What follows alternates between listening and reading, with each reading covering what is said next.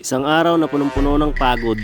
Ngayong araw ay pupunta tayo ng Lipa, Robinson para maghatid ng mga padala.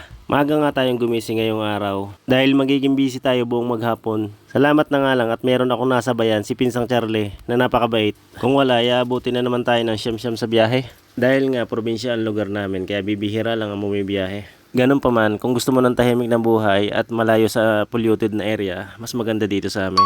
Kahit naman bulubundukin ang lugar namin, basta masipag ka lang, mabubuhay ka ng matiwasay. Saka yung may pagmamalaki ng lugar namin, lahat ng tao sa amin masipag. Walang tamad, wala. Marites, madami.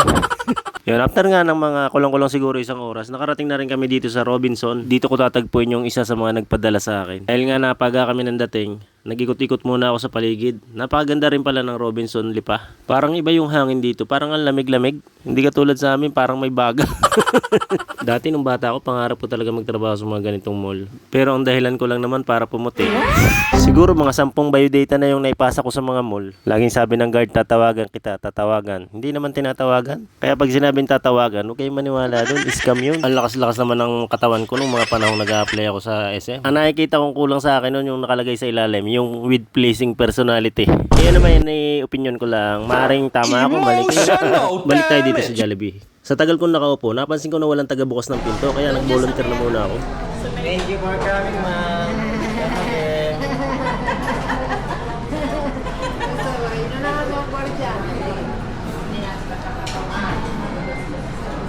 Welcome to Jollibee. Yung taga-amin, kung dalang ko siya, lagi doon ako nakisakay. Nung nagbiyahe ako, mga... Dahil dyan, nagutom na rin ako, kaya kumain na muna kami. Ganun pa rin ang lasa, hindi pa rin nagbabago katulad ng dati. Bakit kaya sa Korea walang Jollibee? May McDo naman doon, tsaka KFC. Natanong ko lang. After namin kumain ay pumunta naman kami ng Pag-ibig. Mula nga Robinson Lipa hanggang Pag-ibig Lipa ay siningil ako ng 150. Kaso mali naman yung binabaan sa amin. Sarado na daw doon. Kaya ang ginawa namin, naglakad na lang kami. Kaso pagdating naman namin ng Pag-ibig, balik na lang daw kami after 3 days. Ay, Maria. Kaya ang ginawa namin, nagpunta na lang kami ng SM. Baka dito matatawag na tayong sir.